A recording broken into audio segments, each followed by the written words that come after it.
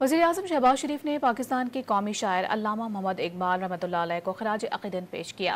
अल्लामा इकबाल के 147वें यौम पैदाइश पर अपने पैगाम में कहा कि आइए आज अहद करें कि हम सब इकबाल की तालीमात को मुजस्सम करके अमल करेंगे, नई उम्मीद और अज़्म के साथ आगे बढ़ेंगे। वज़ीर-ए-आज़म ने अपने पैगाम में कहा कि अल्लामा मोहम्मद इकबाल एक साहिब बसीरत, शायर, फ़लसफ़ी और एक बुलंद पाया शख्सियत थे। अल्लामा इकबाल के अफ़कार और तहरीरों ने न सिर्फ पूरे बर्रे सगीर वस्त एशिया बल्कि पूरी दुनिया पर गहरा असर डाला है। इकबाल के फ़लसफ़े ने बर्रे सगीर के मुसलमानों को अपनी अलहदा शनाख्त का इदराक देकर एक अलहदा वतन का ख्वाब रोशन किया, जिसके नतीजे में वतन अजीज़ पाकिस्तान का क़याम अमल में आया। आज अहद करें कि हम सब इकबाल की तालीमात को मुजस्सम करके अमल करेंगे, नई उम्मीद और अज़्म के साथ आगे बढ़ेंगे।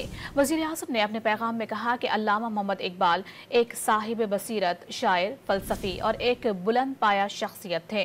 अल्लामा इकबाल के अफ़कार और तहरीरों ने न सिर्फ पूरे बर्रे सगीर वस्त एशिया बल्कि पूरी दुनिया पर गहरा असर डाला है। इकबाल के फ़लसफ़े ने बर्रे सगीर के मुसलमानों को अपनी अलहदा शनाख्त का इदराक देकर एक अलहदा वतन का ख्वाब रोशन किया, जिसके नतीजे में वतन अजीज़ पाकिस्तान का क़याम अमल में आया।